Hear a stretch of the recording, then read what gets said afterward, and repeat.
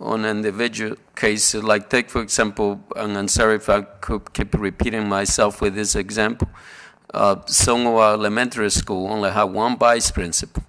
So I wouldn't want, in that situation to have a school that you only have one administrator or a principal versus a school that might have 3, in which you can see that there's more support there for, that if you, in this situation, as I mentioned to you, that if they go out, we're out for 3 weeks, we are 1, is very different, let's say, in an elementary school. Right. But we can give you, the way I prefer this is case by case. And that's what you did last year, if Yeah. I'm not mistaken. That's what we did. Mr. Bergeron. Thank Katie, you. done? Yeah, I'm good. Mr. Bergeron. Thank you. So when you say we, as far as, so either if an RFP or somebody wants something, it goes on your desk and you decide, or how does that work? Normally, they make the request to their supervisor and follow the chain of command. Ultimately, it's supposed to help you to finish with a balance, on the black rather than on the red. So that's a fiduciary responsibility that you have and I have. And I work with the various individual, mostly Mrs. DeFranci and I normally have a very conversation because there are many other moving targets. I mean, tomorrow this could change. But I'm saying someone in the school wants something, they go through the chain of command in their own Correct. school, and then it filters to the district how and who gets that and who decides. The request might be coming to Mrs. Allen, let's say, because she supervises the school. Mrs. Allen's put it to the business office. And then we have a conversation with Ms. Allen, and if we need to bring the principal or the department, and we have a conversation, and there's give and take, like the example that I could give you is the example right now that is a direct one is the one that I gave Mr. Rocha. So, if I may, so what you're basically saying is that if we were to approve a discretionary spending freeze on non-essential items, you'd essentially be subjecting every request to spend money to another level of scrutiny before concluding it was necessary or not necessary, where currently the presumption may be that because it's, quote, in the budget, it is there to be spent without that additional review. That is accurate. Anything further? Oh, absolutely. I have more questions. Thank you. Mr. Bergeron. Don't worry, they're relative too. Oh, good. So I'm just trying to get our inventory, more or less, what our purchasing process looks like. I'm just trying to. So, and based on what I'm hearing from some of the examples, I guess, well, let me just start from last year, when it was in place last year, because we'll hear things like schools don't have enough textbooks, or they're not, they're from 20 years ago. So I guess I'm just worried that if the spending freeze, like it's so discouraged to sort of more spend money on things like textbooks because we're saving money, yet, on the other end, our reputation or the students are being hurt by, not having current textbooks. So how do you know, for example, coming out of the last freeze, did you feel like you came out of it with a good enough information as far as, the good, the bad, the ugly of it? Yeah. In a sense, like, where did it fail? Where did it not? Can we improve our purchasing process somehow based on the first one that actually might make sense or streamline things? You always could make improvement. And as I said earlier, no one likes this situation. It's just that it's called for. So I don't like it, to be honest with you. But that is our current reality. I will say to you, and we could come here next month. My hope is that we have a better picture for you. And no one in my position like to bring. So did we get feedback from? Okay, I don't know if you're going back there, but I'm just wondering, like. We as I say, we got feedback. Not only we got feedback, but we did work very collaborative, in a very engaging way. No one just got a response to just say no. we eventually did work with people. Actually, if you want to hear the greater feedback, but also action thing, had a situation in one of our schools that the person got very innovative in one situation and was able to do with better. Like, for example, one of the feedback is that in some situation for some classes, the principal believed that they better off using ebook or Chromebook than the actual textbook that change.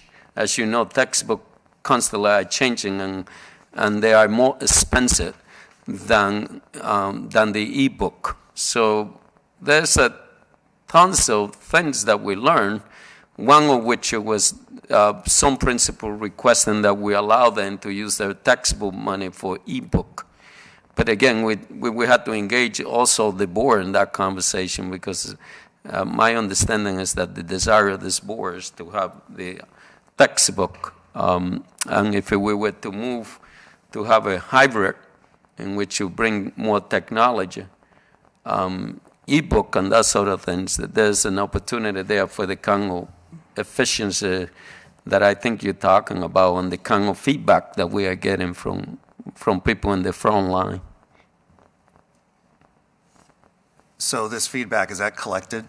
Or is that in one place where I could actually see like basically good or things? Because it seems like there can be improvements coming out of this. Like, for example, maybe we can make policy changes, decisions on Chromebook, or maybe we need to be nudged a little bit based on this to do things like that. And this we're constantly doing that, but I would say to you that you need an environment for the kind of thing that you're talking about. Now, we don't get into so much arguing over anything, or that if someone call you, question the motivation, that we do things with more discipline. And I think that we will get there if we collectively say, every time the superintendent is listening to something, it doesn't mean that I have my own agenda. I have one agenda here, and the agenda is for our students and the people who work here. So is the feedback all together in one place where I can see it, or? I don't think there's... We didn't collect it without intentionality, but I can give you a significant amount of feedback that might benefit what you do. We just collected this past, I think it was November 7th. We have hundreds of teachers and staff members and secretary and paraprofessional and administrator who gave us an incredible amount of feedback. We did that before we opened in the school. We constantly are asking for that. We are collecting feedback, as I told you, from parents when they call us. And at some point we get to email and other things and about what can we do better. It was a month ago that I gave you that information, but it's only as good as if it will stay focused. Like, for example, from the information that I gave about parents. I need some feedback from you, just like I heard you say that you're interested in the ebook situation.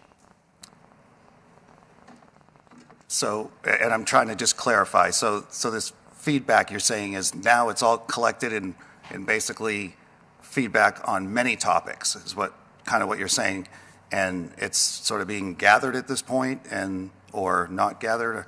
How can I take it back? Basically, I'd like us to be able to have something to make decisions based on, and maybe some to the benefit, So and because you're saying you're right, it's not a great thing, but if we can look at some of the feedback that came back of it, or creative and ingenuity, or then maybe something good can come out of this, and because reducing it by 10%, we could provide you with some summary basically on what we heard last year, but I'd be interested to move collaborative to make sure that we do that rather than getting stuck into the we. Just a point. That's not my interest. Like, for example, we know that just like Nashua, substitutes are something that we need to address. Having a good pool of substitutes in all the different schools. So if we can. Yeah. Some of the feedback, for example, you were talking about, versus new hires. Well, I don't know if there's something we can do for substitutes. So, that's a plus side. But I'm just worried about being, I'm not sure. Do you get the sense that educators are in the class thinking if I sacrifice supplies, maybe we'll actually have more educators or more teachers in this school, or, you know? No one here would recommend sacrificing anything for kids. No, and I want you to put your hat for a minute. You do have a fiduciary responsibility. You have a budget. I do believe that I will do more harm in serving you if I don't pay attention. I know all that. I'm just asking, but realistically, has anybody ever said, oh, I feel like I can't? Has that ever come up? That you can what? I feel like, you know, I'm being pressured a little bit not to have supplies so we can have more teachers in the school? No one has said that to me. No. Okay, those are the things. And what I hear... it's not a personal thing. I just need to ask these questions. Correct. You know, it's just like, I just don't want to be a reputation. The district that has a reputation, oh, they wait 4 weeks to hire, you know, to save money, so I'll go with someone else. You know, things like that. Is that going to hurt us in the long run based on our hiring practices? Respectable, let me say to you that I just want to say the last thing, because for us to be clear. When you use the word to save money, I wish you were accurate and you were correct. We're not talking about this action to save money. We're talking about to make sure that we finish on the on the black.